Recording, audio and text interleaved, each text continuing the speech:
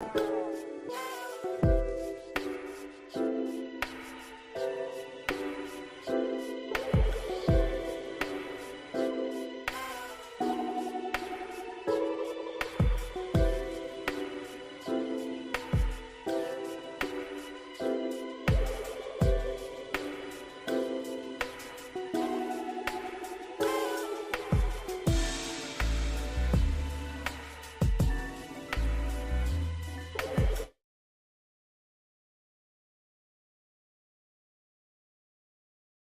what's up, Elevating Men family? This is A.L. Johnson.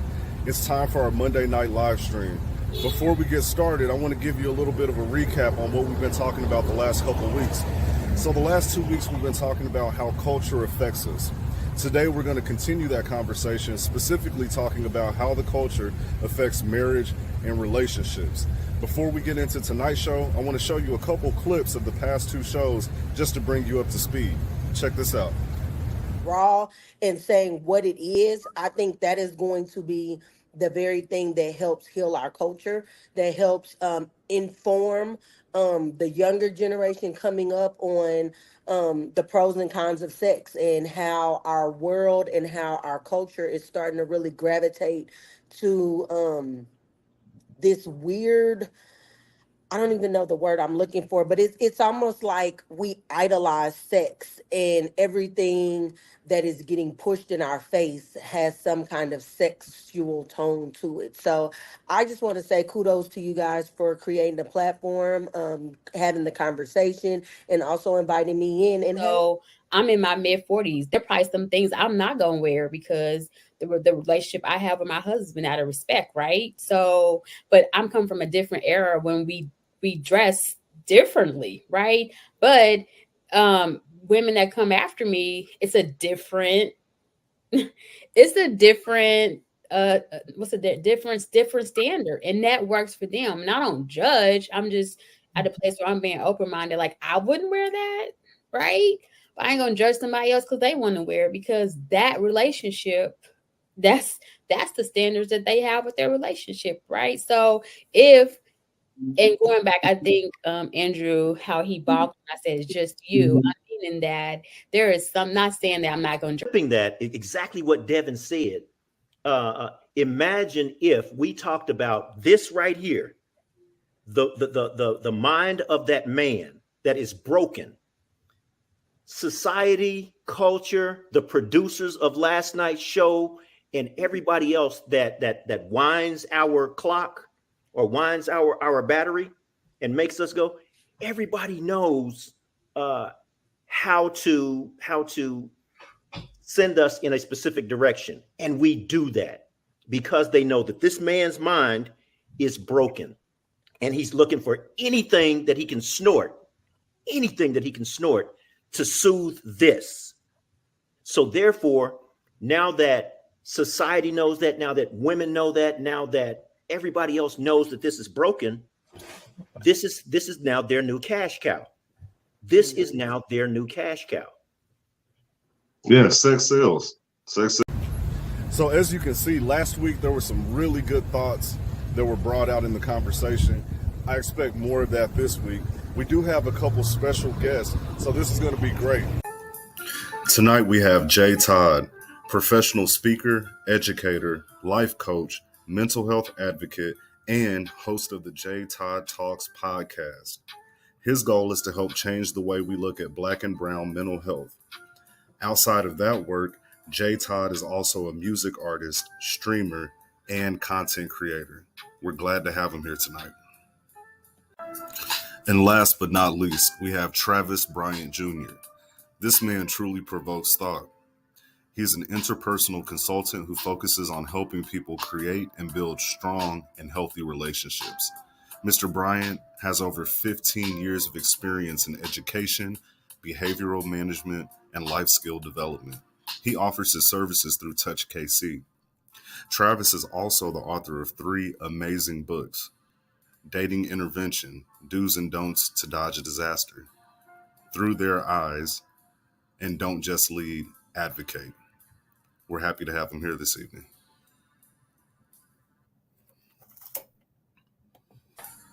All right, folks, Let's get this show started.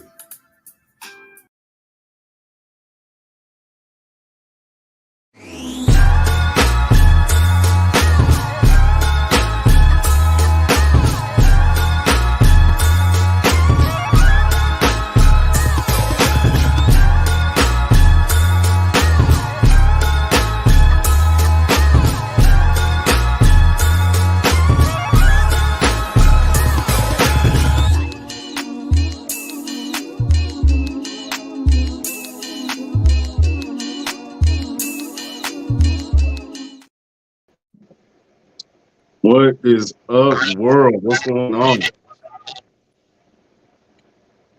All right, let's get us started. How you guys doing tonight, fellas? All is Great. well, man. All is well. Love it, love it, love it. And so, man, I know you guys. I wanted to start with you too. We got a couple other brothers that we're getting ready to add on stage really quickly, but I want to start with you, Jay Todd. I know this is your first time ever being on Elevating Men. I want you to give everybody a shout out, let them know who you are. They heard the intro, but just tell them a little more about you. And as far as the commentary that you heard to start the show, what are some thoughts that were triggered for you? Oh man, well first and foremost, thank you so much for having me on the show. Thank you for having me on the platform. Been seeing the work that you guys are doing, and not only am I a fan, but like I told you earlier, I'm like, hey brother, let me be down. See how I can help my expertise with my skill set, see what I can bring to the table.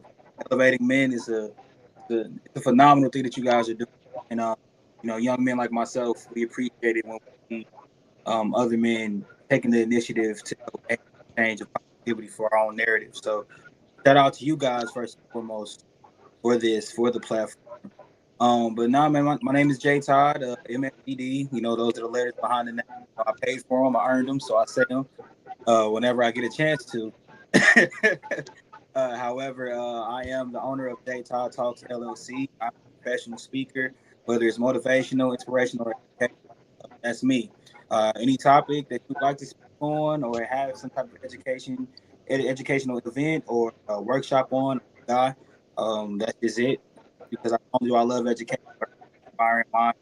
But what I am more passionate about is being an advocate for Black and Brown mental health. Seeing that we live in a country and in a time where Black and Brown mental health really isn't appreciated or focused on. So, me with all of the years that I've been witnessing different type of traumas and experiencing different type of things and helping, also getting help myself. Man, I use my voice to help inspire the other, if that makes some sense. So, aside from that, I'm a musician, I'm a host, I'm a content creator, I'm a mentor, like wrapped into one. I'm working on becoming an author. I see we have a fellow author here, so that's what I'm gonna pick your brain. Just from hearing what the topic is about, man. We live in a day and age where the only narrative that we see in terms of us is something that's going to gain more attention via, the next, right? Whether it's over sexualization of women, overly, overly classified sense of narcissism on Black men, as well as the misogynistic nature of what entertainment and cultural standards and cultural things that are pushed on narratives that are given. It looks to us as if we're the ones that always suffer when it comes to our families and relationships being impacted. So once I got wind of that topic, I was like, oh yeah, come on with it. Because with being a content creator, with being in social media, with being on different stages, college campuses, being this organization, you see the disconnect often when it comes into the relationships, whether it's in a friendship or family, and definitely when it comes into the family aspect of what today is. Families today aren't worth family. So once I heard that, I was like, oh yeah, yeah, I'm ready to go. It is. I want to get perspectives and give mine as well, and learn. That's the biggest part of learning more as well. That's what it's all about, man. We learn from each other. We got a couple experts on here, but we're all men who are learning and growing. And so I appreciate you coming on. Thank you for reaching out. I'm glad that we connected. And so I'm excited about the conversation. Mr. Travis Bryant, Mr. Interpersonal himself. How you doing? That's funny, man. I'm good. It's good to be here, bro. It's good to be here. Absolutely. Glad y'all still doing this. This is beautiful. It really is. Man. So tell everybody a little bit. I know I shouted you out in the intro or whatever, but let them know what you do. I know you don't like to do it. This is a humble man right here. Absolutely brilliant. But tell them a little bit about what you do and just what did you think about the commentary, what we've been talking about the last couple of weeks. What are your thoughts? Um, let's see. So I'm a marriage and family therapist. I have my marriage and family therapy. I have my post back in contemporary theories and modern family systems. And I've been working with families in trauma and in crisis probably since 2008. I've been primarily a trainer for counselors. I was a program manager and trainer for parent aides here in the state. Parents who lost their kids to the state. Our job was to help them get them back or recommend that they didn't. So this is what I do. I have my own. I don't feel like talking about myself, bro. This is exhausting. In terms of the TravisBryantJr.com, you got questions, just find me. As far as the topic, I'm curious about a few things. I'm curious to see how you've given us a very big playground to play in, right? So this conversation can go a lot of ways. I don't think there is a wrong way to have this conversation. And so I'm just honored to be a part of it, man. Man, we're honored to have you here. And listen, when I Hey, say yo, I'm a supporter of this man, look, I got the book myself. And this ain't the only one. I just don't have the other one close by. So it's all about that. Of course, you know my brother Andrew Boykin. You see him on here pretty much every week. I'm also going to go ahead and add to the stage. I believe they're ready. Let me double check. Yeah, brother Mike Patton, our resident fitness, health, nutrition expert. We also call him the Fit Pastor because outside of his fitness business, he is also a pastor at Peace and Unity Christian Fellowship. And then we also Love it, have love it, Q. Brother LaRon Barnes. And man, I appreciate him coming on. He's actually out of town on vacation with his family. And so I call him Mr. Consistency because it doesn't matter what's going on. He is going to be where he needs to be and do what he needs to do. If you missed it on Sunday, every morning we have motivational moments with LaRon Barnes where he gives us 5 tips to just help us be better people and reach our goals. And so let's go ahead and hop into the conversation. For those of you that are just tuning in, I want you to share this with your network. Like, heart, comment, share. That's how we spread the news about what we're doing here at Elevating Men. We appreciate each and every one of you. Miss LaWanda, I see you. Thank you for tuning in. Keith Cooper, that's one of my other brothers from another. I got a lot of brothers, but thank you for tuning in as well. And so, man, let's get this conversation started. Travis, I want to start with you. You said that you have some Andrew, questions. Andrew, Yes. before you start, there's some feedback in someone's background, be it radio, television, or something. Also, Jay, some of your words were a little broken. I don't know what that is, but I want to bring that to everybody's attention because we definitely want to hear you clearly. Absolutely. What we may need to do is if you aren't speaking at the time, if you could mute, that may help us figure out what's going on in the background, just so it's clear for our listeners. Bella Robinson, thanks for tuning in. We appreciate you. Thanks for tuning in. But Travis, you said you had a couple questions. I want to start with you. What is the first question that comes to mind? How are we defining culture? That would be the Well, first question. Like, how are we defining that? I heard the word used a lot, but what is that and whose culture are we speaking of? we're speaking of Black American culture. And when it comes to defining that word, I believe that there are many interpretations. If we were to go with the strict definition, it's the cultural norms, popular society, what we follow, the music, the clothing, the state of mind, so to speak. And we can pretty much find what the general consensus is by looking at social media, social commentary. And so if I were to define culture, that's what I would say. Does anybody else have a different definition that we could start with? So I'm kind of in agreement with you. I just started hearing the word lately, and the word with the culture, as if this is the new norm or the newest generation X, the newest generation, whatever. So that's how I've been hearing it. So I affiliate it Mm-hmm. with the latest fad. Hmm. Does anybody else have a different definition? I would Yeah, also say I, that it's more of it's the spirit of the time, really. In psychology, there's a term called zeitgeist, which means spirit of the times. So every time we have a different cultural shift, it's the spirit of that time, of the culture that is happening.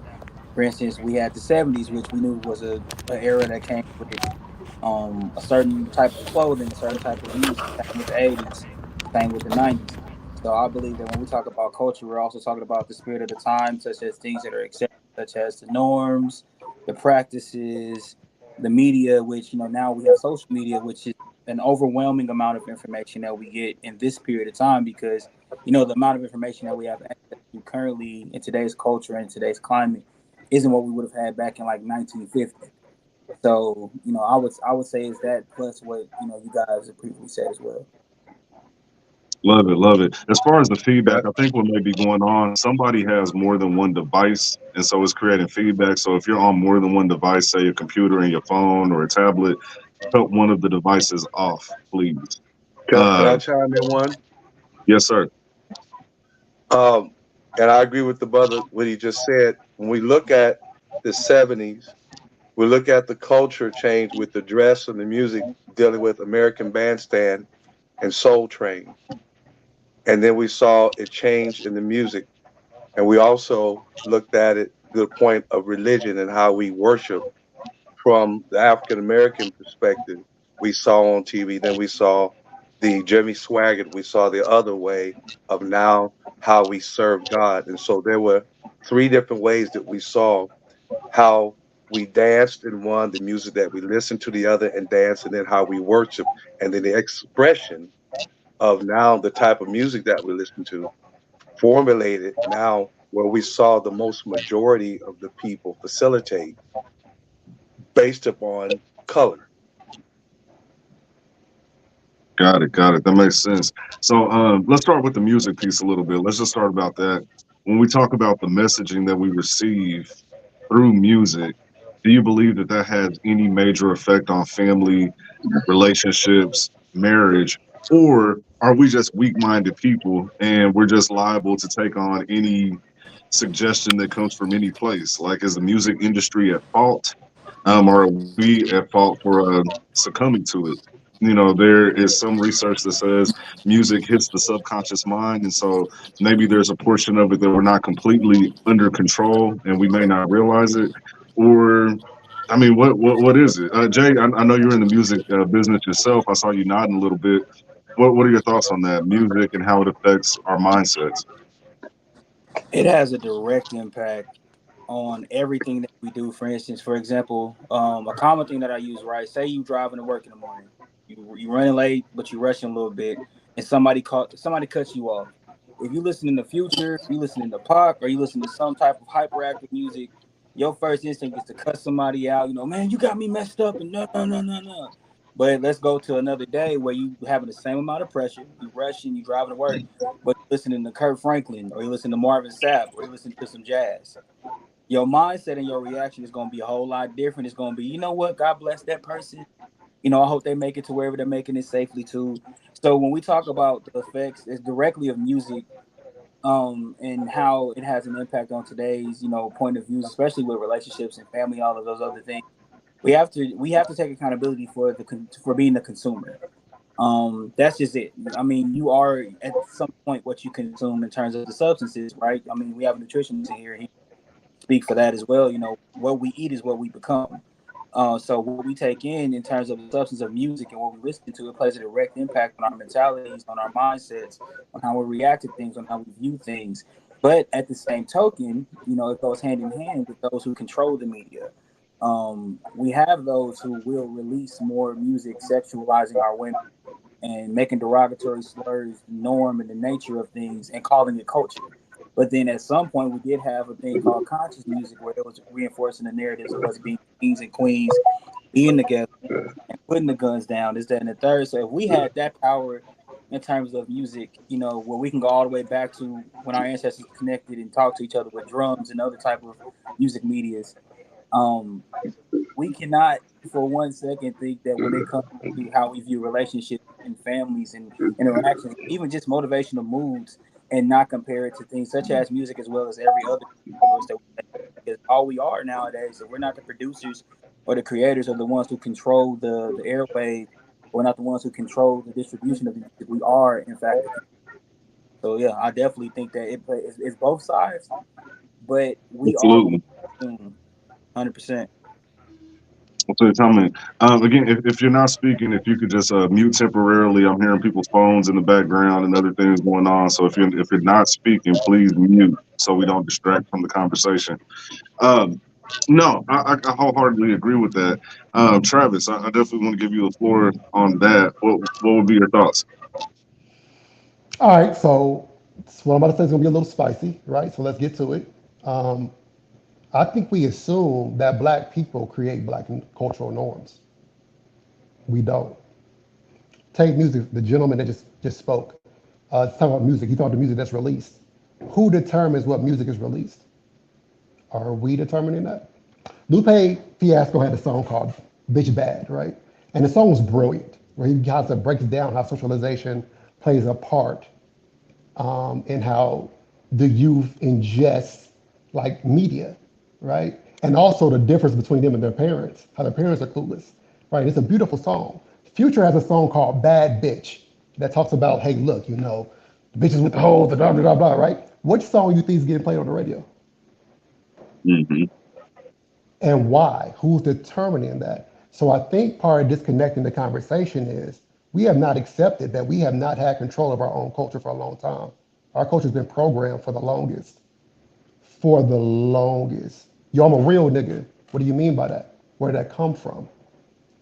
The thing about socialization is magic. You are doing behaviors that you're not thinking about.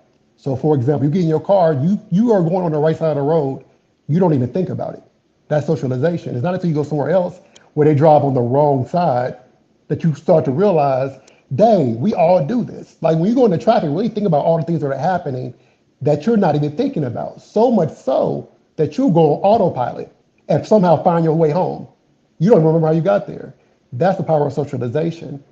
We have not been in charge of cultural norms for a long time. And since they broke up the family system, a lot of our cultural norms came from our men. When that got broken in the 70s, 80s, the government now determines. So we act like we have control over cultural norms. But give me a cultural norm that's indeed black that you can say came from us. Hmm.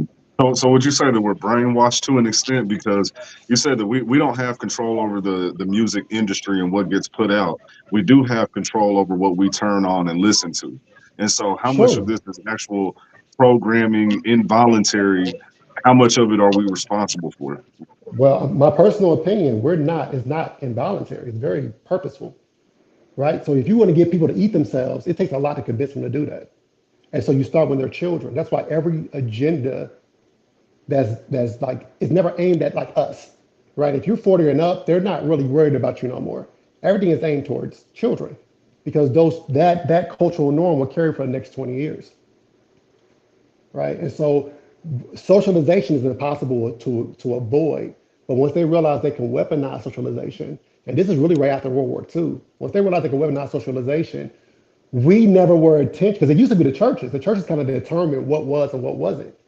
Once money became, when everybody went middle class, then it stopped being about us as a culture, but about the individual. But it was never about the individual. So brainwash, I don't like using that word per se, because that has a lot of other ramifications. Instead, what I'll do is use validation as a way to move the masses. So I will reward you for pushing a certain agenda and calling it black. And then after a while, we may argue about it. Oh, you know, this music is terrible, but Sexy Red is the new normal, right? And so and because the children aren't protected, because the family system is broken, the message is conveyed. Now that's what black is. And I Hmm. think the conversation about culture cannot happen if we don't first accept that we really don't have one. That's a good thought. That's a good thought.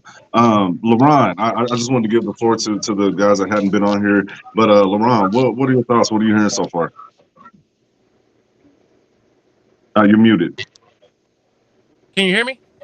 Yes, sir. Excellent. Just listen to the brother. I believe Travis. I'm saying your name right. Hmm. Um,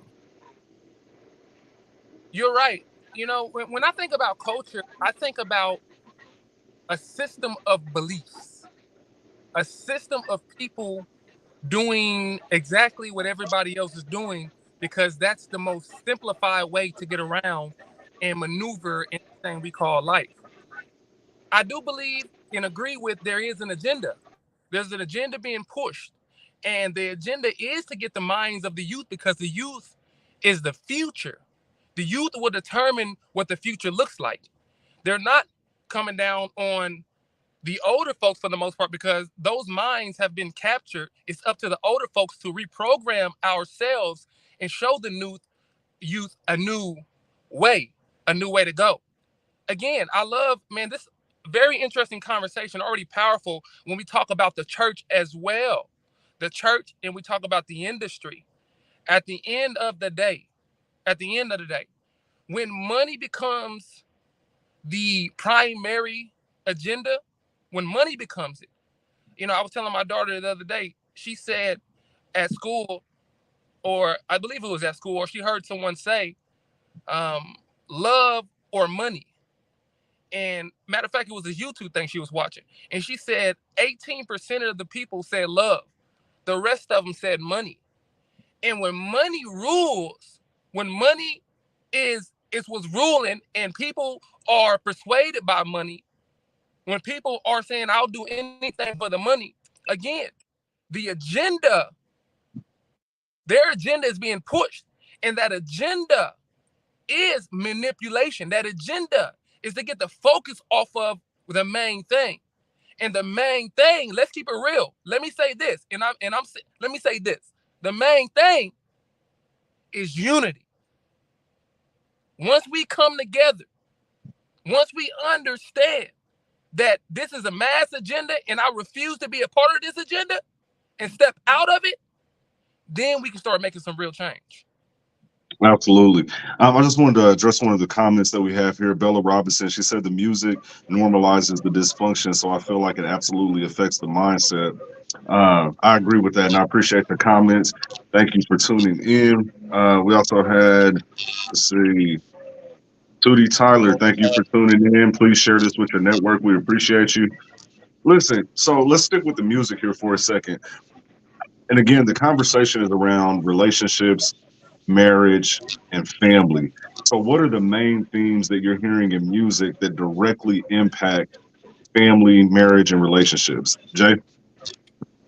I mean, we don't, because we know the agenda. We know what the agenda is for in terms of the masses, right? It's to make sure that the black and brown family doesn't even come together, let alone thrive. So we're not gonna get any music telling us to be a family, telling us unity. We're not gonna have any music that's going to glorify women as who they are and glorify the black man as who he is. It's going to be the free my baby daddy. It's going to be the bend that ass over. It's gonna be the, if I catch a, I'll kill him. It's literally being pushed so that there can be a discontinuation of not only black and brown families, but healthy black and brown people. And as we notice, like, and I love how he brought it to saying, when the agenda is being pushed on the kids. I just turned 30 this year, so my generation is like the middle child. We're in between, my big brothers who are 40 and up, and the youngins who are like 20 and younger. And we're seeing this age where, we got things like TikTok, you got things like Instagram, to where if the music isn't trendy and it doesn't catch it, it doesn't do anything. So what's trendy? Well, as he said, as his daughter saw, it's more trendier to have the money, or to have the money on, or to have the cash or the green, or whatever they want to call it. It's not trendy to have a healthy relationship because a lot of kids don't even get to see a healthy relationship. And why is that? And that's just because that agenda of us not having a healthy mother or a healthy father hasn't been pushed enough. And it can't be pushed enough because we all know what black unity means. It means power. It means strength. It means a discontinuation of a narrative and the continuous mass genocide of great minds actually becoming one and respecting one another, and forwarding that progress of what a healthy Black and brown family can be. The biggest thing about us being the minority that we were convinced that we were powerless because we're the minority, when in reality, as he said, we don't own any culture. There are no completely ran Black owned record labels, Mhm. media companies. As much as we could talk about Tyler Perry, as much as we could talk about Oprah, look at their investors. Look who's back. Exactly. Old Mhm. people who got that money that wants them have somebody that's a face like us to control the narrative and to say, well, yeah, if you just focus on the grind, if you focus on the bag, if you focus on this, everybody's focused on the bag. We're not worried about dating. We're not worried about we're not worried about courting. We're not worried about nothing. We're worried about getting the money. We're worried about having some bad bitches or having a real nigga with an SRT. Because that's what you hear now on the radio. Hellcats, Right. SRT. That's what you hear is I'm a real nigga. I'll never let nobody disrespect me, because we equate disrespect to taking another life instead of actually assessing what is truly disrespect to our beings and how can we process it in a more healthy and emotional, intelligent way. Ain't no music gonna tell you that. Ain't no media gonna tell you that. It's the same reason why we don't have any healthy Black sitcoms on TV no more. It's the same reason why you don't have a Jet magazine showing the accomplishments. Come on. Right. When Travis set off the bomb, I'm like, oh, he's speaking my language. Yes. Because Right. what people don't understand is, yeah, the music is one thing, and that's just what we listen to every day. Our phones came from being iPods first, and they knew that.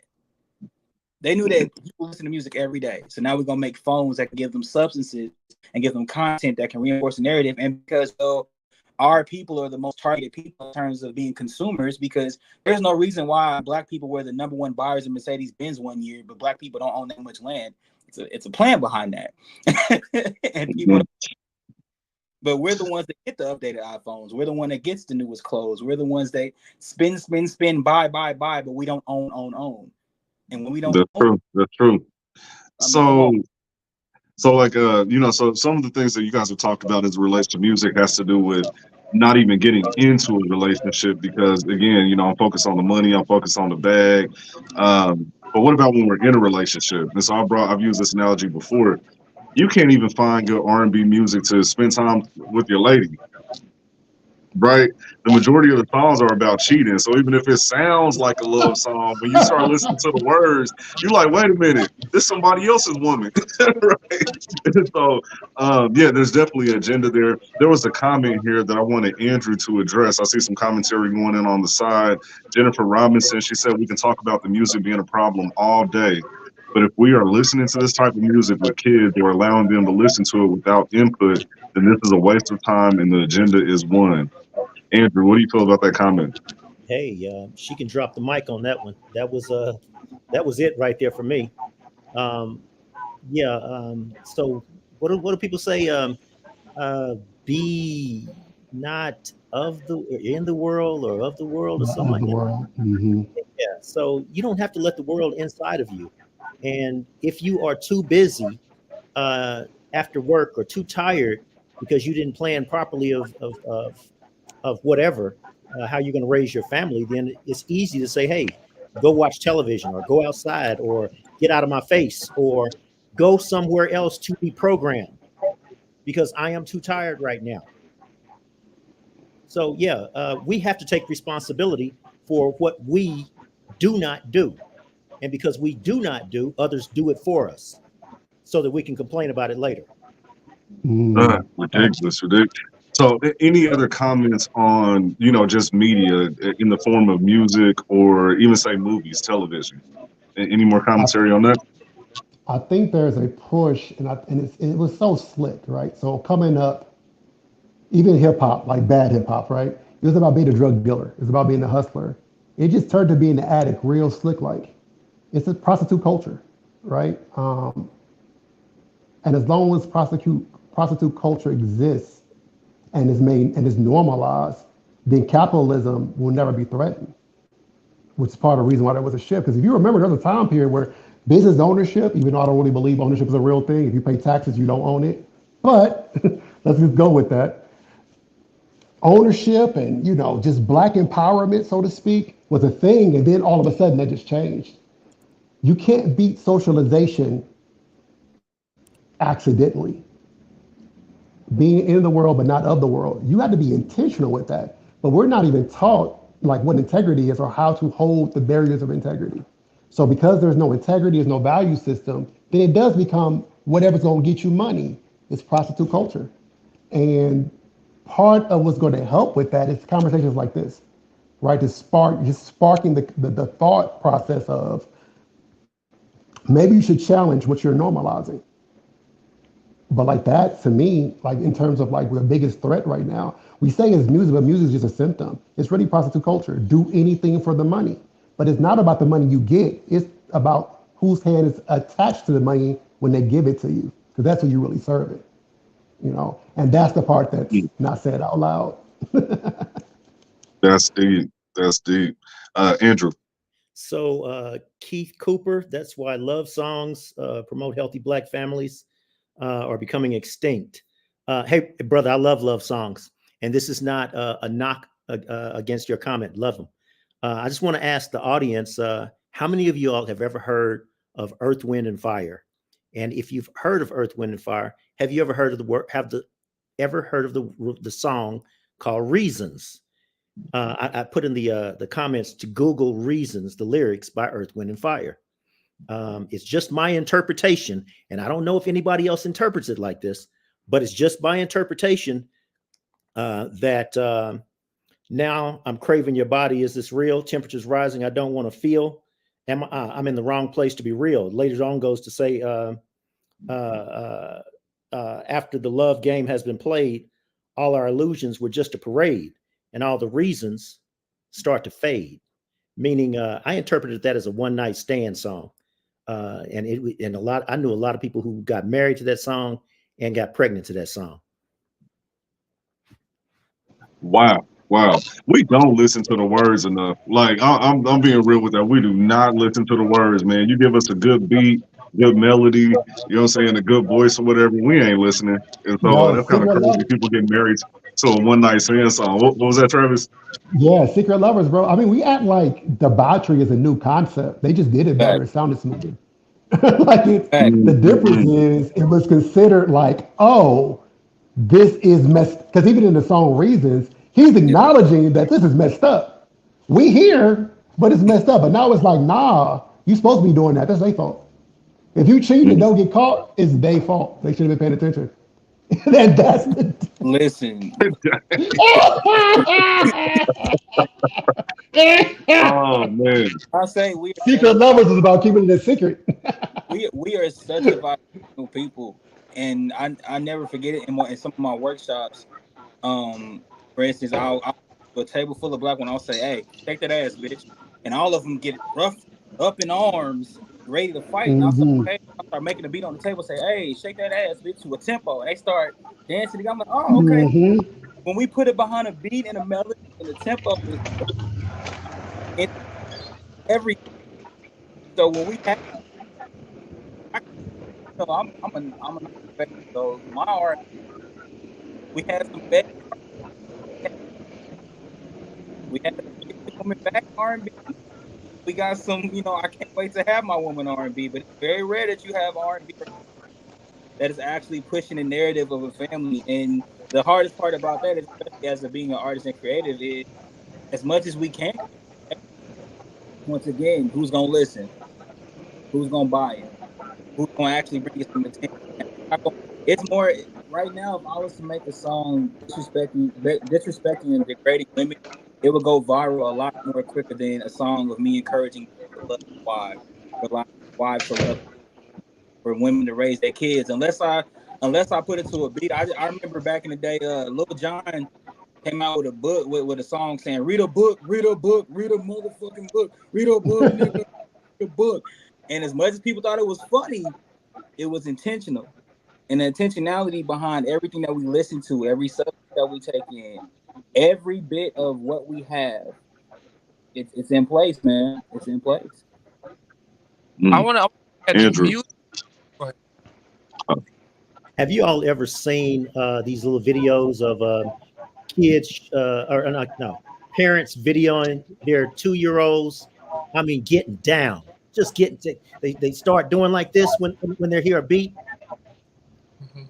Imagine why when a 2-year-old or less, a 1-year-old hears that beat, automatically starts doing that. Imagine if there's some kind of truth to that drums or music soothes the savage beast. Man. Or awakens it. I, Yeah. I, that, Right, right. I want that is Laurent, can you all am I skipping out? Can you all hear me? We can hear you. we hear you. Excellent. I want to add that I think people forget just how powerful sound is. Sound alone. And sound was what Satan used to manipulate the masses into going with him. He took a third of heaven with him. Sound. Now, when you put words behind sound, now you're telling the individuals on the other side of that sound to be influenced with the words that we're using. So when you say shake that thing be, that's why Brother Jay, when I was hearing my Brother Jay talk, he said, when you say that without the sound, they hear it for what it really is. But the manipulation is to be able to get the words through with the sound by using sound. And that's what actually influences us and touches our subconscious mind. By us agreeing with the sound, the beat, the music, whatever is said behind the sound is actually what's influencing our spirits. So just remembering, that's why sound, that's why music is so powerful. That's why it's so influential, because it's actually a spiritual thing. And we can take a spiritual thing because being demonic is spiritual just as well. That's a solid point. That is a very solid point right there. Absolutely. Absolutely. For those of you that are just tuning in, we're talking about how the culture affects marriage, relationships, and family. Right now, we've been talking about music. And basically, the consensus that we've come to is that one, there's a conspiracy against the black family. They get to us through music. Laurent just brought up an excellent point is that when you put sound with words, it actually bypasses our faculties and it gets straight in. A lot of things that you would just say without music, we would reject it. But when you put that beat behind it, we accept it. And so that's a big issue. Let's move a little bit on from music because we've been on that for a little bit. Let's talk about social media and the Ah, commentary that oh, we see on a daily basis. How is that affecting relationships? Because I'm sure if any of you scroll down your timeline right now, you see women talking about how much they hate men, how much money he has to have, how tall he needs to be. You hear men saying, "Oh, I hate women. They want too much from us. They're looking at us as a piggy bank, etc." And so you see all this division between men and women. And to me, I think that it really gives us the mindset of relationships aren't worth it. It's not worth the hassle. It isn't worth the trouble. It's not something I even want to get into. And so it makes hookup culture look a little more appealing because I can get my needs met, my basic needs met, and I can move on and live my life and continue chasing the bag. And so how is social media affecting people's mindsets when it comes to a lasting relationship? Anybody want to take that? I'll take that if that's okay, because I've been married for 11 years. 11 years. And I told my wife, I said, listen, baby, I'm saved. I ain't blind. And at the end of the day, what what is posted on social media, anything that is posted on social media is given to get attention. I don't care what it is. I don't care if you're posting your report card. You want someone to see that report card. If you're posting the pictures with your shirt off and you flying, ain't nothing wrong having your shirt off. If you at the beach, you're doing your thing, what you're doing, there's nothing wrong with it. But just know there's intentions and reasons behind it. When you see half-naked women on there, there are intentions and reasons behind it. It's because it's more so, hey, look at me, look at us. And again, there's nothing wrong with looking at me, looking at us, as long as you are putting the right narrative out there, as long as it's beneficial in some type of way. But when it becomes, hey, I'm doing this for attention because I want to draw this in, and then backlash come from it, we got to accept responsibility for our actions. Listen, on social media, yeah, with all this stuff going on, half naked women dancing on like that, it's going to seep into some type of timeline, some type of story, even if you're not really following it. It's out there. It's an agenda. It's a narrative. And this stuff does destroy families. Now, listen, you can't blame the individuals who put it out there if you the one who took the bait. You can't blame the individuals putting it out there if we're the ones who are indulging in it. So men who cheat on their woman, their wives, and all that stuff, there's no excuse for that. Men who just want to get out there and get their rocks off, there's consequences behind that. Yeah, we can do it. Yeah, it's out there. But at the end of the day, everyone's responsible for their own actions. Love it. Anybody else want to take that? Social media and relationships. Jack. I mean, I'm in full agreement of what he's saying. That's what brings us to my first point, man. Consumerism. When it comes to social media content, as someone that's active on social media, man, it's always about what you want people to take from the content that you post, whether it's a motivational video, whether it's a positive tweet or anything of that nature. And what people fail to realize is that what social media was originally for, it was for networking. But now it's for strictly playing on the consumerism side of everyone that has a phone. For instance, we all mostly I think all of us have iPhones or a phone that has a microphone connected to internet. Have you ever noticed that when you mention, man, I'm thinking about buying something, an ad pops up on your phone for it? You didn't type it in. But now it's on your phone. You said I want to buy a new recliner. Now you're getting all the reclining ads, the best memory foam, this, that, and the third. It's because what social media is now turned into is for the consumption of attention, the consumption of to be wanted, the consumption of likes. Everything is like driven, and it has a direct impact on how we have relationships now, because now everything has to come with some type of benefit. For instance, one of the new fads that you see in terms of, dating or relational things is the videos where a person will walk into a room full of people. If the people approve of this person, they'll keep their balloons. If they disapprove of the person, they'll pop the balloons. And then that person who popped the balloon starts to depict, well, this is what I like about this person, this is what I don't like, this is this, that, and the third. Some people will go as far as even to say outrageous things about the person that they're viewing.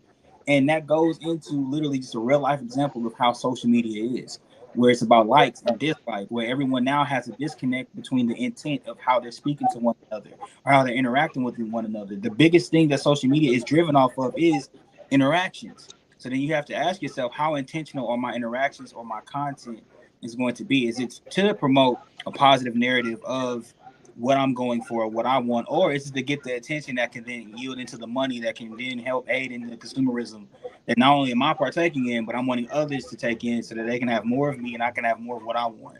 When it comes to social media and all of those different points, there's no possible way to have healthy relationships and to have social media part of it, unless you're just strictly showing the good. And even if you're showing the good, it's still showing an illusion, because that iceberg, you only seeing the tip of. You're not seeing what's underneath. You're not seeing the hard times, the struggles, the grinds, the counseling sessions, the traumas. You're not seeing it. But, hey, that's what social media is. Yeah, and it invites other people into your relationship. I've seen a lot of 100%. couples who have built their following off of their relationship. They start reading the commentary. Hey, girl, you can do better than him. Hey, I think she playing you, bro, et cetera, et cetera. It just brings in all of these negative thought processes into the relationship. And so it's almost like destined to fail in a lot of situations if you don't have a really strong bond and you're not on the same page. Travis, you were getting ready to say something? Was it Andrew? I mean, good Lord. So I think that's where everybody goes, right? The debauchery, right? And as a marriage and family therapist, I can tell you what I've seen. Just working with the crisis management for the last who knows how long. That is not the danger, really, is the hookup culture. It's not that. People are going to social media to get their social needs met. Therefore, they're not developing socially. Do you understand what I'm saying? So, strange as it sounds, American men are having less sex than they ever have. I just porn read has. something on that today. That is, Yeah. yeah, So yeah. that's kind of it's kind of a trick thing, right? Where it's like, oh, it's this hookup culture. I'm like, people ain't really having sex because I can tell you what happens on this couch because people say whatever they want to. When they sit in this room, the truth comes out. And it's been strange. So I've seen some really strange things over the last like 10 years. I've had friends come in for therapy because they don't know how to get along with each other. These are platonic relationships because we're social creatures. We're designed to be social. When that is taken from us, it morphs a person. And so now people are going to social media to get social needs met, though they're only really engaging with avatars. So when you see them in real life, they really can't. Part of what I do dating intervention is just teaching men how to talk to women. And that's a part of it to me that's scarier because now I don't know how to relate to the brother next to me. Even video games. I remember you go to your friend's house, the two-player game, everything you can be in the same house, but you can't be on the same console. You got to be online. So there is this intention agenda about isolating people, the idea of independence. We're actually interdependent. Independence is an illusion. It's not real. We're interdependent. But anytime you buy into an illusion, you're buying into somebody's agenda. So the most dangerous thing I've seen with social media is that I see social awareness and social IQ decaying right before us, and it's being celebrated. You That go to is, you go to man. That is that's a huge point. And I see you, Andrew. I'm coming to you um, right after this. Jennifer Robinson, she left a comment. I'm going to leave it up here for you, Drew, because I know that this is right up your alley. She said, yes, they're trying to fulfill one of Maslow's needs, the need to belong and the need to be accepted. Yeah, so we're talking about how social media actually affects family. And you're right. Like at this point, you can have, 3, 4, 5 people in the house and nobody's talking to each other. Everybody's glued to their phone. When you talk about the social interaction, I was actually reading a study that said exactly what you said. Men are actually at a point where they don't even know how to approach women. And so when you have women saying, well, men are weak, it's because they see them looking. They're out and about, they're looking good. It's like, okay, I see these men looking at me, but they can't walk up to me and say hello. What they're looking for is, man, let me hop on Tinder and I can swipe left, swipe right. Swipe left, swipe right. I got a match. Okay, cool. So it's really about the minimal amount of effort, right? Nobody wants to put in the work. Nobody wants to, everybody's got a fear of rejection and it's amplified through social media. And so now if you imagine where, say you were out looking for a mate, you have to approach a woman at the grocery store. You might have to, get fresh and go out and go to a nice establishment or something like that. When you can sit on your phone and literally swipe left and right until you find a match, the effort is so low. And then we take a very low quality way of meeting, and then we have high expectations from it. So you expect someone that's sitting down, swiping left and swiping right, to come and pick you up in this chariot and have angels and harps playing. All this, it doesn't add up on any level. I saw you, Jay. I was going to go to Andrew real quick, and then I'm coming right back to you. Okay, Drew. So, Jay, you made a comment, something similar to how the internet's purpose was for networking. I think you said. Imagine if, and you said it escalated into something different. Imagine if it's still a network. And when I say that, imagine if it was created to be a giant net to capture all of these fish, crabs, sheep who willingly come into the net, and they are still working everything that's inside of it. And how Travis alluded to, we now no longer have social skills because we're in this net being worked. And that working, the reason they created that net, well they said. even knew that later on down the line, not only would we not have social skills and we would want to text each other when we sit next to each other, virtual reality is the next place they are taking us. Absolutely. Absolutely. For those of you that are just tuning in, we are talking about marriage, family, relationships, and how the culture affected. So we went through music. Now we're talking about social media. Alana Sykes, I see you. Thanks for tuning in. We appreciate you. All of you that are watching right now, give us a like, a heart, a thumbs up. Let the algorithm know that we're having a great conversation, and share this with your network. Jay, we're at you next. I see you, LaRon. You want to know what's crazy is you literally just did something that like sparked it all. Like when you say, let the algorithm know that we're having a good conversation. Because people have to interact with the algorithm because, as you said, that network, that net that we all captured in. I love how you put that, boy, because all of it that we're captured in is for other things to do the work for us. And as you said, not only is virtual reality about to be the next step, you have all of these different AIs.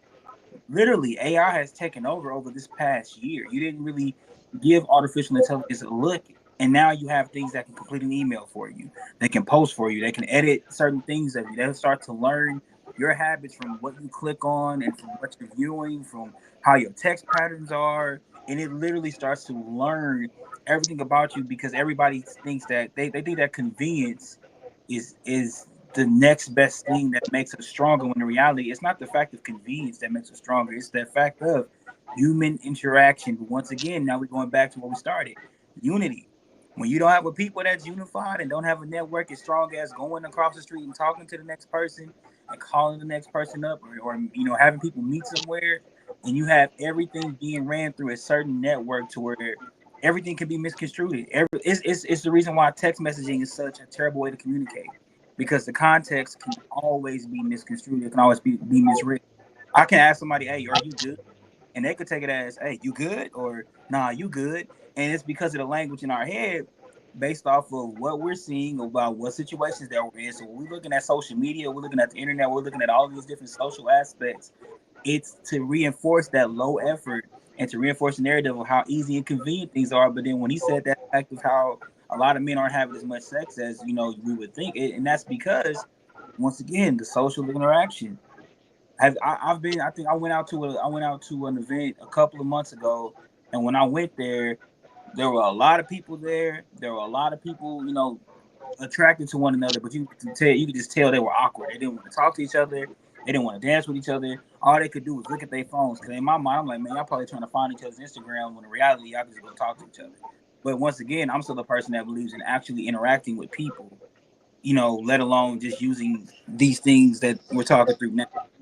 So, Right. I mean, we hitting those points, man. Like, it's it's sick.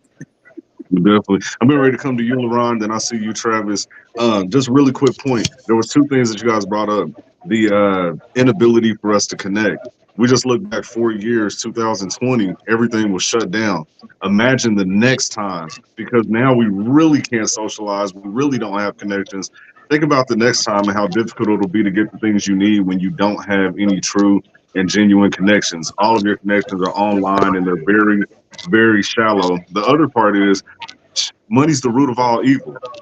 Yes or no? Like, if you ever doubted that concept, it's being proven right before our eyes. Because as Jay said, social media started with networking, and that's all it was at first. I remember it was just networking, just average networking. Then they brought in brand deals. Then they brought in, okay, now I can monetize this, and you could just see social media become more and more ratchet. Now they pay everybody. Everybody's a content creator, and whenever they flip that switch, man, it went downhill fast. Definitely. LeBron, I think you were next, right? Absolutely. Can you hear me? Just want to make sure. Yes, sir. And when I think about social media, I think about dating and social media. And when I think about that, the interesting thing about it is that anybody can put on a facade. Anybody can make something look good. Anybody can show a lifestyle that they're not living. And so it's hard to date because you don't know what the true reality is. The true reality of the person who's posting. Is this really what it is? Or is it cat bait? Or when I say, what not catfishing? Catfishing. There you go. Catfishing. Yep. Catfish, cat bait. Catfish. And a lot of times people are catfishing over the internet when they give this false reality of a life that they're really living. They look, when I get married, if my man ain't like this, I don't want him. If my woman ain't like this, I don't want him. Well, the reality of it is most women and most men are not like they're portraying themselves to be on social media. So now we have false expectations, and we really do get in a situation where we get to interact, that one-on-one in-person interaction. Of course, it's gonna be awkward because at the end of the day, she was flaunting, he was flashing, and it's not what it is. It's what they gave you the perception to believe it. For sure, for sure. I agree with that 100%. Travis, you got a comment? Yeah, I want to say something out loud that's been really implied, but just because we see the deterioration of social skills doesn't mean that social need, the need for socializing, the need for connection has lessened. If anything, people are more hungry for it. Here's why they will do anything to get it. And so we see a lot of we see a lot of things out of desperation. When we see the girl that's online and she got 1,011 followers, all she's doing as a content creator is showing her body, or you have a guy who has millions of followers and all he's doing is showing how much money he has, then it's like, oh, that's what love looks like now. It's about validation. It's not about love or connection for real. And so I think that needs to be said. Human beings Oh are made yeah, a certain way. Our needs are still our needs. Just because we're doing it, us doing it wrong or not doing it at all it does is make the hunger that much more, the desperation that much more, and allows us to be manipulated that much easier. absolutely. I see your hand, Drew. Just really quick comment I want to address Bella Robinson. She said reality versus natural. Social media makes it seem as though being basic is bad. In my experience, it seems like Oh my men are gosh, wanting yes. arm candy over a natural woman. And then what's crazy about it is if a man does get the arm candy, now he's paranoid because he knows everybody's after her and she's just a swipe away. So, I never yeah, wanted a girl with a BBL. I was about to say Mhm. we talking about right, right, right. Too much we attention, buddy. Don't want that. we, we are Too talking much. about Matter of fact, I got a BBLs. son. One of my boys. He actually said he was like, "Dad, I don't like the girls that are too pretty because now I can't trust them around my friends." But do you so know how yeah, red flag that Prostitute culture, is? man.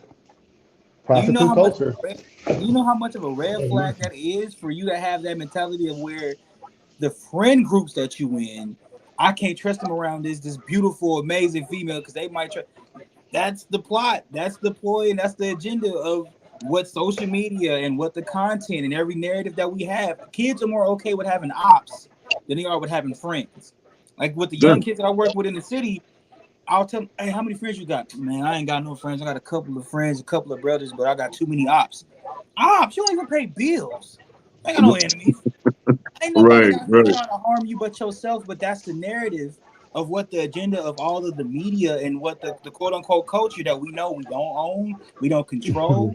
Every different narrative gets pushed on us to accept because our kids, our babies, see that. They see the BBLs. They don't know what it's like to have a woman with some stretch marks. right, And fellas, right. we know what it means to have a woman with some stretch marks. So, Yep, but they don't view it. And then when you have the women who get consistently pushed that the narrative of their beauty is the long lashes or the lace fronts or the bags that cost $1,500 when their rent is 1,000. How does it how does it compute? It's just it's continuously playing in to that consumerism that they want us to have because they know that if we can get them to consume more, they'll produce more because they'll get to make more, but they don't understand we're the ones that's making the money off of this. Our people aren't acting like this on TV, on all the reality TV shows. Our people aren't the ones going out here and buying all of these things and not having anything under their actual name. So that agenda that's being pushed from social media through music, through movies, it's literally why it's meticulous as product placement. Like I know young girls who if they see a product on TikTok, the moment they see it, they want to buy it because all the other kids got it. Oh man, ooh yeah, wee. man. Listen, Andrew, Andrew, I'm definitely coming to you next. And there's a question I want to ask after you, but the consumerism piece that was displayed through COVID. Like, how did we go from I don't even know where to get toilet paper to all these stimulus checks coming out to now we got lines wrapped around the building at Louis Vuitton and Gucci, people spending the money that they needed for food, daycare, etc., on designer clothes. The stock market went straight up after COVID. Imagine that. I mean, straight up, and it hasn't even stopped 4 years later. And so, yeah, consumerism is definitely a thing. Andrew, you had a comment? So, and I know you're going to get to this, but forgive me for rushing it. There's a lot of brilliant minds speaking tonight, as well as in the comment section and in the listeners. I'm gonna say, in a general sense, we know all of this stuff that we're talking about, and yet tomorrow is coming. And when the lights go off and we start to panic, or when the electricity goes off and we start to panic, or when the phones are shut down and we start to panic, that is an indicator that all that we knew was for naught, because we still ain't did nothing. Just like in the 60s when I was born, just like in the 80s when I was dreaming, just like in the 2000s when I was still wanting, I'm still talking about it. I need some help, gentlemen. What are we going to do? Let me ask you. So from that perspective of, you know, the 60s, the 70s, how much of what we're talking about today did you see coming just very clearly? Like, I know, how often right now do you say, I knew this was going to happen? So my eyes didn't open probably until maybe within the last 10 years, because I was one of those consumers. That's my honest. I didn't have to look at a future. I didn't have to. So what would you have done differently? You know, for the younger generation here, let us know what would you have done differently, and what should we be thinking about doing? We should be thinking about a future is coming, and that right now they is the most important word in the world, and we have absolutely no meaning whatsoever. There is no common unity. There is no unity or unification that is amongst our people. There is nothing, no reality that we talk about, but we can build it. We can build it. First, believe it. Love it. I love it, man. Any other comments on that as far as the social media, Travis? Something that was said earlier. I hope I didn't. My mind be going so fast sometimes. But gentleman said the red flags, and I want to really, really like double down on this point. There are no more red flags. Red flags means there's something as a culture we can look at and say, oh, that's bad. If a bag is attached, what's really bad? What's really a red flag? If you get like, there is a norm, what I've never seen before. I've seen some things I didn't think were possible, but we are normalizing narcissism. Nobody wants to say that, but that's what's happening. Yo, get your own. I don't care what nobody think, whatever. As you will lie to yourself, and you'll believe it because everybody will support the lie. Even social media is weird like that. Most men prefer natural women. Go outside. Someone was arguing with me. I was like, oh no, men want women who look like this, that, and the other. I said, go outside and look at these women who are actually married. Most of them are like four to sixes, honestly, because that's the average. Like that's just math, right? It's not seen that way because everyone's playing this game, and you feel like if you don't play it, then you're going to get overlooked because there's no real love for real. There's no idea of discipline. There's no sense of real culture. So you're going to go wherever you feel that need might get met, and they're just leaving us all about the nose. So honestly, like I said, I've been doing counseling. I've been a professional counselor since like 2008. I'm seeing things now. That's why everybody got the mental illness now, because what they do is get us to go against the way we're designed, and it creates dysfunction. And then they say the dysfunction is normal, and so it's. Now let me ask you this. So Travis, have you had people come in that you know, maybe it's a couple and they say, hey, man, my wife, she done got into this social media thing. Now she's coming home and she's got these expectations of me based off of something she saw on social media, you know, the whole comparison syndrome, the narcissism, etc. Are you having those conversations with your clients? Yeah, but typically, let me tell you, it's so much worse though. Like, it's so bad. One of the exercises I do with my clients is this. They'll come in on a virtual divorce. I'm like, yo, just give me 3 sessions, right? They come in on a virtual divorce. We can't do this anymore because it's really the underlying thing is narcissism. If it's not working for me, then I ain't doing it, which is the opposite of commitment, right? That's the scarier thing. So they'll come in. I have a two-sided board, and I'll say, okay, I want you to get on each side of the board. Don't say a word to each other. Put the husband on the board and tell me what that is. These people are married for 15 years and don't have a working definition, but they have expectations.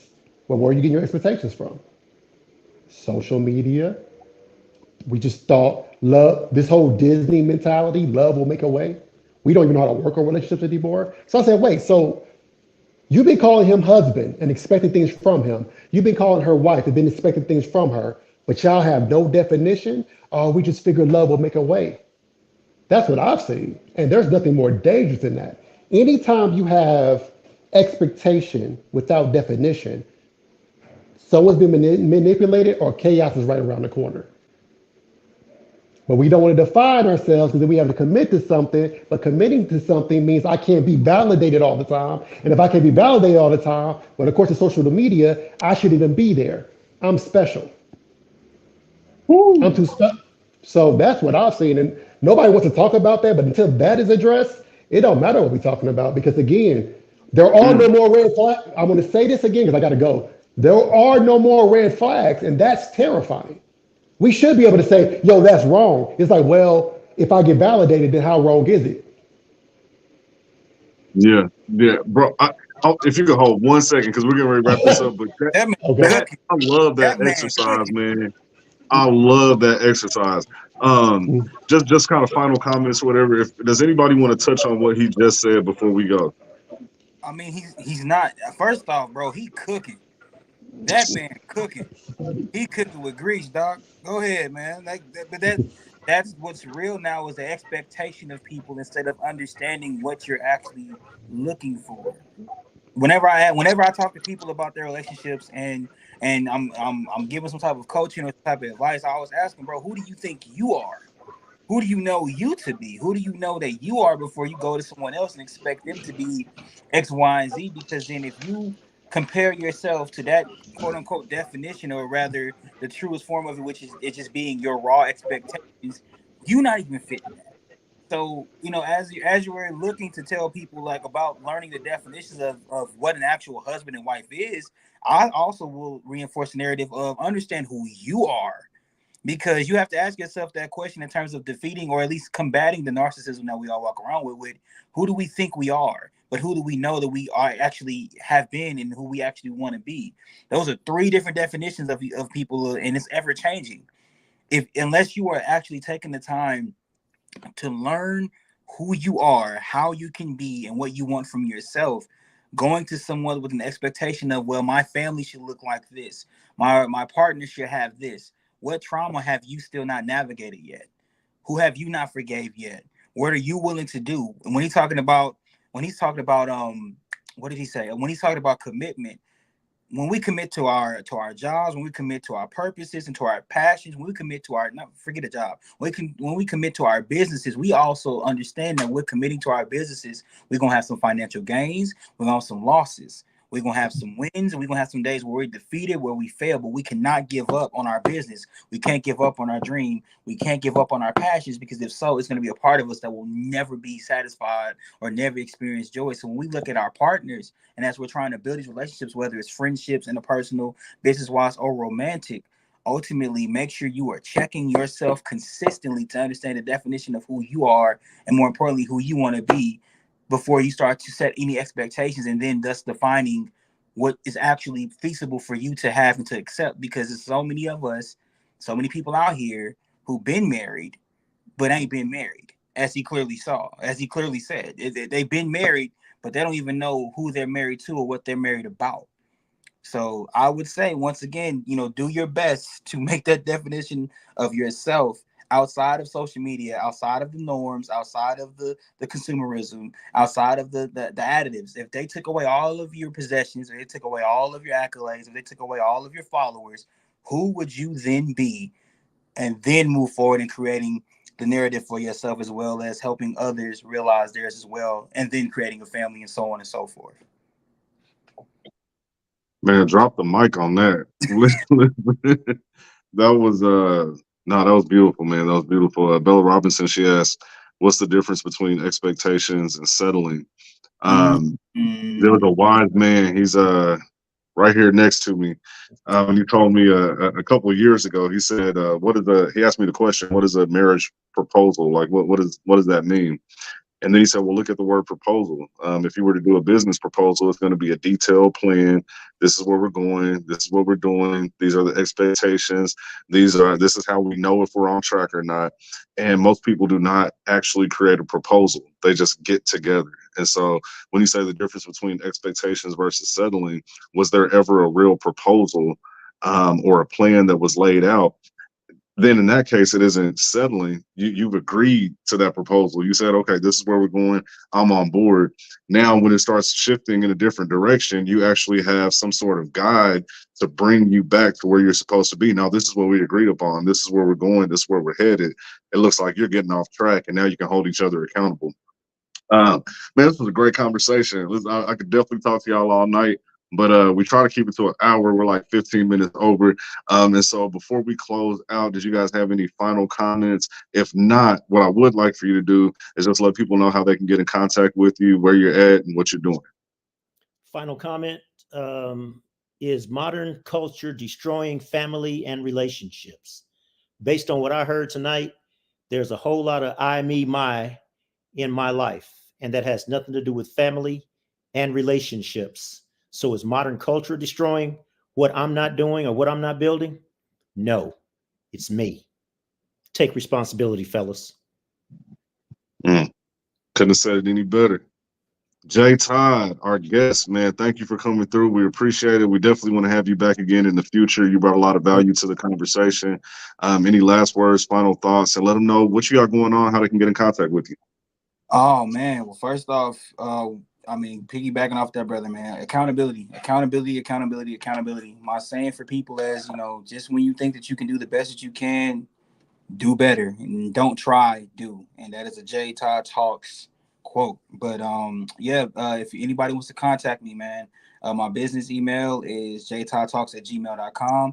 Feel free to message me, whether it's in terms of referencing for life coaching, for advice, or even if it's to book me for your business, for your event, whatever. However, I'm here.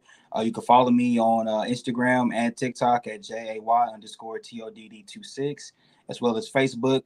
J Todd, man, reach out to me, connect with me. However, I'm an open book, and I love being in conversations like this. Still got some upcoming dates. I have music out right now. Go stream Voodoo Love Songs. That is a good R&B song. I hope that it helps someone build a family, but don't call me for no child support because I ain't responsible. But other than that, man, it's an honor to be in this space, to not only be part of the conversation, but to be someone who can also learn as well. Because just as much as I've been taking notes, because I know that there's always something that we can do. And as he said, it's not about the culture destroying the family narrative. It's about checking ourselves and learning what we can do to better our own families, so that can reinforce a greater narrative of what the quote unquote culture can be, because culture can only be what we accept or what we reject. So I hope we do more of learning how to accept and, do well and direct ourselves, rather than reject the things that we know we need to be doing and going to the other places. So, yeah, I thank y'all for having me. Absolutely. We'll have you back again for sure. Want to make a couple quick announcements before we hop off. This Saturday, July 13th, we have our men's conference. It's going to be at the Oasis Church in Raytown, Missouri. It is 100% free of charge. Doors open at 8:30 a.m. We'll have free breakfast. There'll be health screenings, financial literacy provided by Bank Midwest. We also have an opportunity where you can speak to a therapist. And if you find that you need to have further conversation, Elevating Men looks to subsidize the cost for those who cannot afford it. And so we don't want any barriers to people getting the help that they need. The next thing that we have up is a gospel stage play. It's called It's Not Ministry, It's Competition. That's going to be at the Off-Broadway Theater. The dates are the 26th through the 28th. So that's coming up at the end of the month. Definitely want to be looking out for that. And I believe there may be a Tubi series coming afterwards, but we'll talk about that, and we'll cross that bridge when we get to it. And don't forget, on Sundays we have Motivational Moments with LaRon Barnes. That's every Sunday, 9 a.m. to 9:30. Same place, same channel. And so if you want to catch up on all of our content, you can go to our YouTube channel at Elevating Men. You can also go to our Facebook page at Elevating Men. Those are our two main platforms. So follow us there so you can stay abreast of everything that we have going on. Outside of that, we appreciate each and every one of you for tuning in. Thank you, and we'll see you next time.